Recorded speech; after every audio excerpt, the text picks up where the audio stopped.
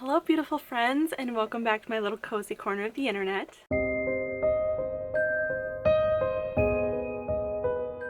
I hope you're all doing incredibly well on this freezing day. I know that this is super basic to want to do like a Q&A when you reach 1,000 subscribers, but I'm kind of basic. But I figured it would be fun to kind of just chat a little bit. I'm gonna be crocheting while I do this, so if you see my hands going all nutty, that would be why. I got quite a few questions on Instagram. I'm going to cover it as quickly as I can. Hopefully this video will not be an hour long, but no promises. So I'm just gonna start out. Oh my gosh, the garbage truck, I'm sorry, hang on. Okay, I'm just gonna start off with the really basic kind of questions that I got that won't take a whole lot to answer. And the first one being, what is your ethnicity? I am mostly Native American. I am Blackfoot and Cherokee, mostly Blackfoot. My great grandma was actually born on the Glacier National Park Reservation. Her dad was full-blooded Native American, and then her mother was actually from Italy. So I am Native, Mexican, Irish, Polish, and then I actually just found out on Thanksgiving that I also have a little bit of Scottish in me, so that was pretty exciting to find out. So when people ask me where I get my dark features from, that's pretty much what I answer with. I feel like it's really rare nowadays. I feel like there are like not really a whole lot of Native American people that I run into. So yeah, I was raised in a Native American household as well, because my dad, which when I say my dad, I mean my brother's dad, because he's the one who raised me. My real dad I've never actually met. He lives in Mexico, but my dad, aka my brother's dad, is also Native American. He's Apache, so I was raised in a Native American household as well. And I definitely get all of my darker features from my dad because my mom, like, she looks Irish. How long have you been married? I have been married for almost 10 years. It doesn't even seem real to me. Literally, it's mind-blowing to me. I never thought that I would find like such an amazing man to marry, but I did. So in April, on April 17th, it'll be 10 years, which just blows my mind. My husband and I only dated for a year before we got married. So for my advice for the ladies out there that are waiting, pray for your husband, pray that the Lord brings you the right man, because I know stuff is wild out there right now, but I swear there are good ones still out there. So just pray for God to set apart a man for you. And he was my first boyfriend too, so it's not like I had any experience like at all dating or with guys in general. What are some of your favorite songs, musical artists, and just music genre overall?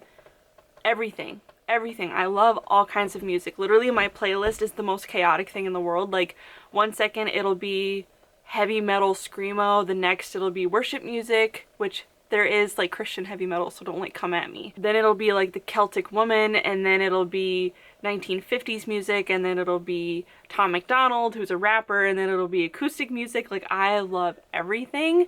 If I had to give my absolute favorites, Flyleaf is my #1 favorite band of all time, has been since I was 11 years old. Love them so much. They're no longer together, but the singer Lacey Sturm is actually doing like a solo career. And I literally have the lyrics to one of her songs on my arm right here, Living the Impossible. The song is called Impossible by Lacey Sturm, and I highly recommend. I love it. So yeah, Flyleaf is my absolute favorite. Lacey Sturm, of course, being like pretty much kind of the next, sort of the same. And then I also love Taylor Armstrong. He's one of my favorites of all time. I discovered him probably 4 years ago, but he is like an indie kind of boho style artist, and he's also Christian, so I love that I don't have to like filter out songs and stuff because of lyrics. So he's amazing. His song Tender and I'm Remembering and Storms and all of his music, really, I just love him. And then Allie Page is another kind of indie type artist who's also Christian. I love her music. Flyleaf is also Christian, but I don't call them a Christian band because they've talked about it before. They're like, we're not a Christian band, we're a rock band, and we all just happen to be Christians. Especially because like some people who aren't Christian, they'll hear like, oh, it's a Christian artist, and then they won't listen to them. But Flyleaf is the kind of band that like you listen to, and I know I've had this conversation with friends before, but like you can't really tell that it's obviously Christian music at all unless you're like me, and my brain like picks apart things and goes really deep with lyrics. So anyway, so yeah, Flyleaf, Taylor Armstrong, and Allie Page are some of my top favorites. I love NF, who is a rap artist. I love Tom MacDonald, who's a very controversial rap artist. And yeah, and then I love ambiance music. Like right now I have like fantasy forest music or something that I just have playing when I read or just hang out. So I love all the things. What is your middle name if you're comfy sharing? My middle name is Catrice with a K, which is so funny because I later in life ended up getting a stepsister who I no longer have in my life, but her middle name was Caprice, so that was kind of funny. What is your favorite part of making content? That's kind of a deep answer that I have, but I'm not going to get too deep into it because I tend to scare people away when I get too deep. Basically, it's just the friends that I've made here, honestly. Like, I don't have very many friends in real life. I have like less than 5, honestly, and I have 1 or 2 that I talk to regularly, which is really not that often. Like, I have my best friend Mia, but we don't really see each other that often, hardly ever, because she lives over an hour away. And then my bestie Casey, who lives in northern Wisconsin, we actually met on Instagram a few years ago, which is pretty cool. And then my brother, who's like my best friend. And then I have a handful of friends that I'm like in contact with every once in a while on Instagram who I know in real life, but like we don't ever really get to hang out. All that to say, I think it's really just the friends that I've made, like for real, because all the comments on my Instagram and all the stuff that I get, it's all from people that I've met in the bookish community through making content. Like Sandy, I love you. I love Nadine and Kaya and Megan and Nisha and just like all of you. I'm sorry, I know I missed people like Kate and Katie and all of you, just all of you people. Morgan, you've made my life so much better from following me on Instagram and then YouTube and just being my friends. Like, it truly, I could get emotional talking about it, but like it just means so much to me because I don't have very many friends in real life. So, oh my gosh, I did not expect to get emotional during this, although I should have known that. But yeah, basically just the friends that I've made, and it's been a really fun creative outlet. And if you've been here a while, you've probably heard my story of like I did start a YouTube channel going into freshman year of high school, and then I got made fun of for it by some jerk, and then I deleted my channel. So it was something that I've honestly always wanted to do but never did because I didn't want to get made fun of and I didn't think I'd be very good at it. And I mean, honestly, like I'm not a pro. Obviously I'm not very good at this, you know. It took me a few years to like get to where I am, so it's not like it's something that I'm thriving at necessarily, but it's just a fun creative hobby. And yeah, so I guess really just friends and creative outlet. I guess that was a really long answer for something that did not need to be. So how do you find books to read, and what are some of your favorite books and movies? So the way I find books is literally just following people on Instagram in the bookish community who have a similar taste to me. And sometimes they're a hit and sometimes they're a miss, and honestly, I don't mind it. I really don't. I love finding new friends on Instagram, and with that comes a whole new perspective. And then I also get a lot of suggestions on Amazon because I am an Amazon Prime girly. I do buy a lot of stuff on Amazon. I really shouldn't. Ooh. But I get a lot of suggestions on there, and then I also find lots of books at the dollar store. And yeah, I think those are kind of the main ways. First way that I got introduced to different books was following people here on YouTube. I think one of the first bookish people I ever followed was Zoe. It's Zoe Delaney. I love her so much. I just adore her. She's such a light and she's so raw and real, and I love her. But I first started watching her videos and I got so many great suggestions because I'm kind of a thriller girly. I'm a little bit of everything, let's be real. But I do love thrillers, and she has all the good thriller recommendations. So follow people on Instagram and YouTube and you'll find all kinds of great stuff.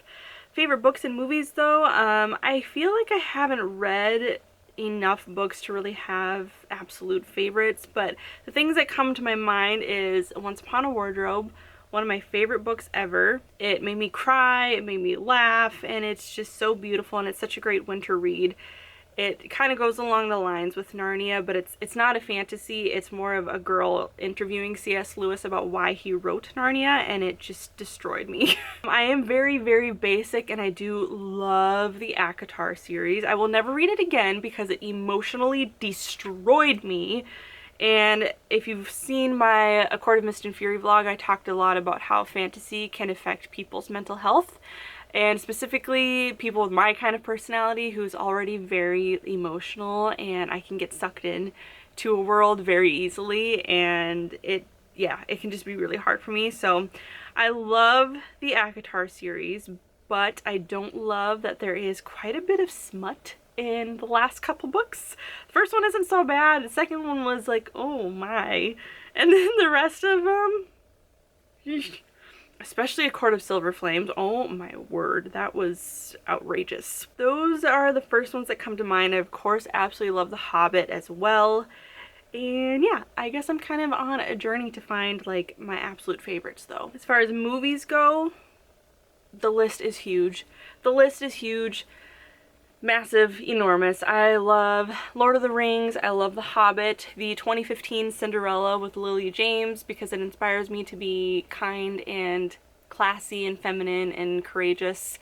I like movies that inspire me. I love War Room, and I love Divergent, I love The Prince of Egypt, I love Ferngully, I love the Land Before Time movies, I love the Twilight series. It's a huge list. The Mummy, I mean, my list is ginormous. Maleficent, just, I could talk forever about my favorite movies. I have so many, it's not even funny. I literally have a list in my phone of movies that I love because I just love making random lists for no reason. And yeah, 13 going on 30. P.S. I Love You is one of my favorite like romance movies. If you haven't seen it, oh my gosh, grab a tissue box, it'll wreck you, but it's so good. It's so good. Okay, moving on. What are some of your top health tips? So I'm not going to spend too much time on this because I will talk forever, so I'm just going to quickly just list some things. Number one, avoid anything that has fragrance in it because they are really bad for your hormones. I would highly recommend checking the labels on everything you use because you'll likely need to switch laundry detergent, stop using dryer sheets, just use wool balls in your dryer instead. Your shampoo, your perfumes, obviously you should probably stop using perfumes unless they're like natural ones. Skincare and makeup, and yeah, fragrance isn't everything, and I highly recommend stop using the like bathroom sprays and stuff like that. I use the Zoom ones because they're all natural. So yeah, avoid using fragrance, avoid eating seed oils, any canola oil, vegetable oil, soybean oil, that kind of stuff. Absolutely horrible for you. They're so inflammatory. They are related to all kinds of issues, heart disease, obesity, just all kinds of awful things. Check your ingredients on things that you buy at the store because they're literally in everything, and I mean everything. Any frozen foods you have, your bread, your tortillas, your chips, your crackers, all of that. And it is possible to find them without it, so check your ingredients. Start swapping things. I swap mostly with Earthly. I have an affiliate link for that below if you're interested. Like, I don't use ibuprofen anymore. I use their pain potion instead. I don't use melatonin anymore. I use their good night lotion and their sleepy time tincture.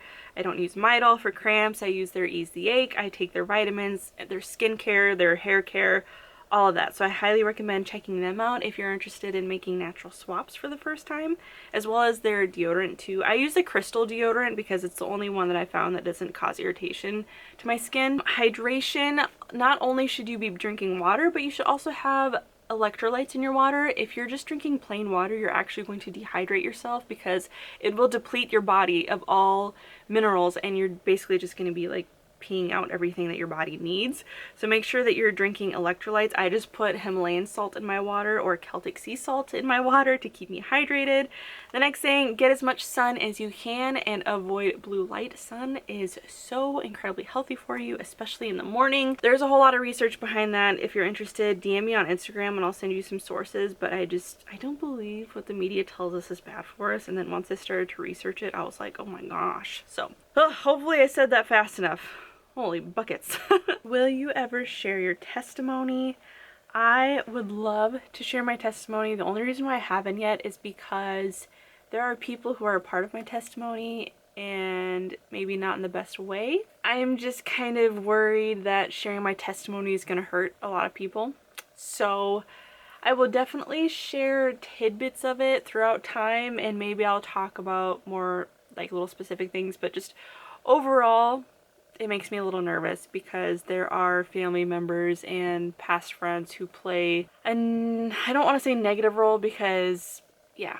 So it's kind of a complicated, tricky situation, but there are definitely things that I will share over time and things that I have shared that definitely play into it. So little by little, we'll get there. What do you hope your life will look like over the next 5 years? Well, I certainly hope that I will have a baby, at least one, by then.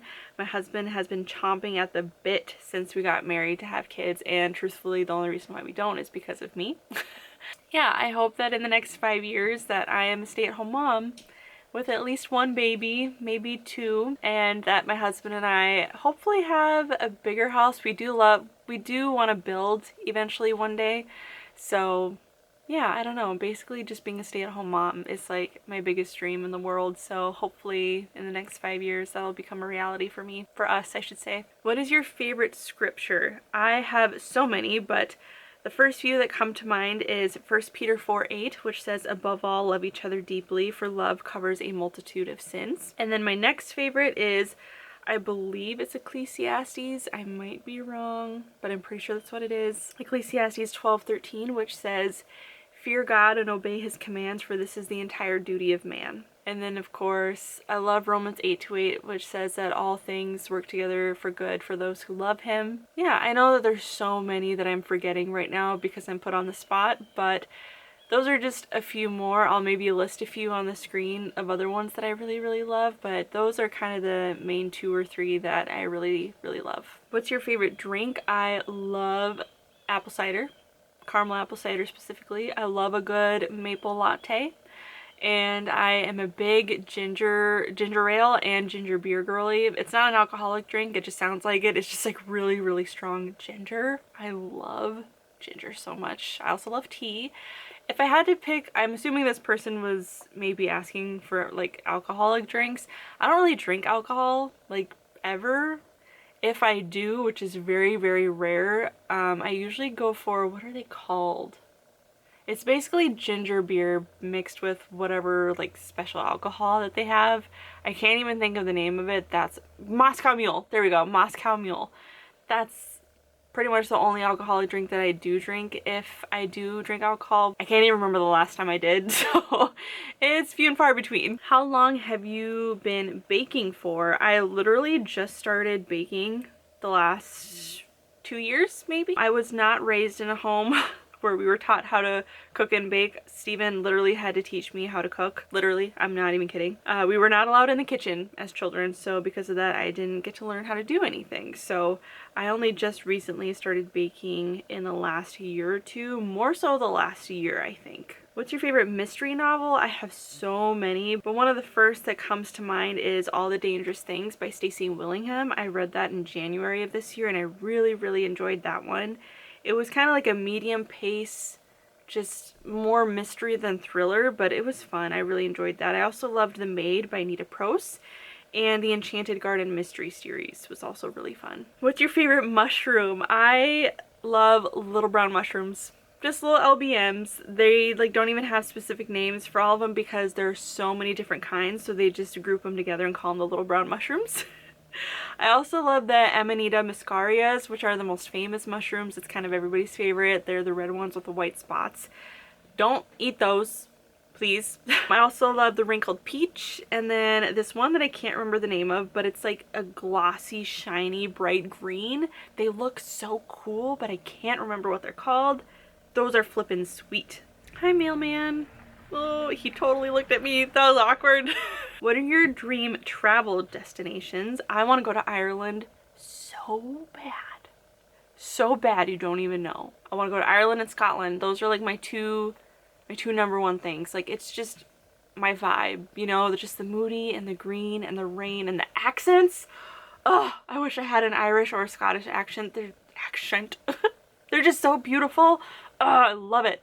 So yeah, Ireland and Scotland for sure. I also want to go to Mexico because, as I said, I've never met my dad, and I also have a sister who lives down there and my entire side of their family that I've never met. So I also want to go to Mexico to meet them. I also really want to go to Switzerland. I'm a mountains kind of a person, like, yeah, going to like, you know, Some tropical island would be fun. I'm not against it. I'd go to Bora Bora, you know, but like my number one choice, mountains and like the cold ocean and like, yeah. But I won't turn down a trip to Bora Bora if you want to take me. How many siblings do you have? Okay, this is gonna sound really, really complicated, so just bear with me. Okay, so my mom had me with my dad who's in Mexico, and then she had my brother with my dad, which is his dad, right? So I've got my brother, which is my half brother. He's like my best friend. Him and my husband are best friends, love him dearly. And then we later got our stepsister from his same dad, but she's no longer, she's a complicated story. I haven't seen her since I was like 13. So I've got that one, but don't really talk to. And then I also got a stepsister after that, because then my mom and dad divorced and my mom remarried a few times. But my dad has been with the same girl since I was 11, same woman. She has another daughter, so that's my stepsister. She also has other children that live like out of state that I've never met before. But so yeah, I've got that stepsister. And then my dad actually found his long lost son the same year that I found my sister from Mexico, because I also have another sister by my dad in Mexico that I found out about when I was like 23 or 24, and then we met for the first time in 2019. So I've got that half sister as well in Mexico. The same year that I found her, my dad, my brother's dad, found out that he has a son. I mean, he always knew, but he like found him in real life and flew him out to Minnesota, which is where we live, from California, which is where he did live. And so yeah, I've got that stepbrother. And then, do I have more?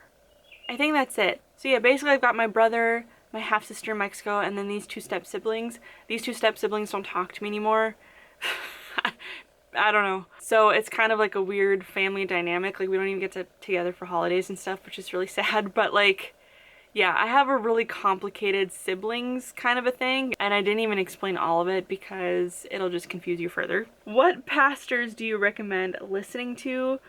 I really enjoy my pastor. His name is Jason Strand, but I also really enjoy listening to Paul Washer and Jeff Durbin and John MacArthur. Costi Hinn is one of my absolute favorites. Vodi Bakum is another really great one. Mike Winger is one of my favorite people to listen to on YouTube. I really highly recommend him as well. And then for women, like teachers and such, for all you ladies out there, I really enjoy listening to Melissa Doherty, Elisa Childers, and sometimes I listen to Doreen Virtue as well.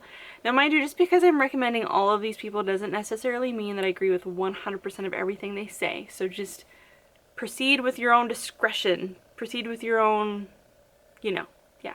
You can have your own thoughts and opinions about everything that they say. So I'm just gonna put that out there. How would you describe your vibe or aesthetic? Chaotic. I love a moody aesthetic, obviously. I love dark academia. And these are all like new ones that I didn't realize were a thing until recently. Like I'm almost 30 years old. These things are new to me, but like forest core and goblin core and hobbit core and like cottage core, all those things. But I'd have to say I really love a little bit of everything. I think I mostly like dark academia and goblin core, and then I also love like a little bit of touch of gothic here and there. But then I also really like things to be a little more cheerful too. Like I don't want it to be so dark and gloomy that it just like feels sad, you know? So I like to sprinkle in some cottage core here and there, and then I really like whatever like the Outlander aesthetic is, where it's kind of like dark and moody but also really cozy and welcoming, if that makes sense. So I don't know, I'm chaotic. What was your high school clique? I was an outcast 110%. I was a very, very, very, very, very different person back in high school. I am really sad saying this, but honestly, I totally regret who I was in high school. I was so mean and rude and annoying and disrespectful. I was the person that people were always rolling their eyes at because I was constantly like back-talking teachers and being really mean to people, and I just was not a nice person. I had a really, really hard home life, and I think that it just manifested at school when I would talk to people because I needed to be in therapy, but I wasn't. So it kind of just all came out at school. But I mostly hung out with like the skater and stoner kids, but even they really didn't fully like embrace me into their friendship circle, so I don't know, I was just kind of an outcast, and I was very confused about who I was, and I wanted to be a certain way, but I had friends in every clique, but I also didn't have any like absolutes in my life really that I felt like I had. So once I left for the military, because I joined the military when I was 17 and shipped off immediately after I graduated high school, like a few weeks, and all of my friends cut me off. So I'm in contact with one that I can think of, maybe two people from high school, and I haven't seen anybody from high school in years, and yeah, so I don't blame anybody honestly for cutting me off, because I was a horrible person. So if you knew me in high school, I'm so sorry. Like, I promise that I'm not the same person that I was back then. I thank God I am just a totally different person, and I praise God, seriously praise God for that, because without him, who knows where I'd be. Are you hobbit, elf, or human? Elf.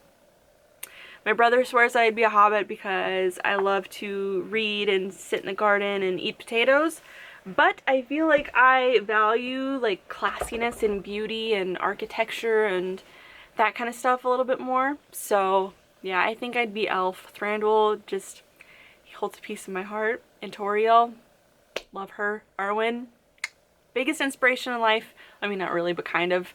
I love Arwen so much. She's just classy and feminine and beautiful, but she's also so like powerful and strong, and I love it so much. That was pretty much all that I have for you guys, but yeah, thank you guys so much for being here. I'm not quite sure what's next for videos on the channel. I am definitely kind of shifting my priorities a little bit. Like, I'm still going to be mostly bookish focused, don't worry, but I also kind of want to include different aspects of my life, so we'll kind of see. I think there's going to be some changes coming along, but yeah, I've definitely been talking for what feels like hours, so I think I'm gonna go read and not talk for a while, and my husband should be home from work in like 10 minutes, so I'm gonna go hang out for the rest of the night.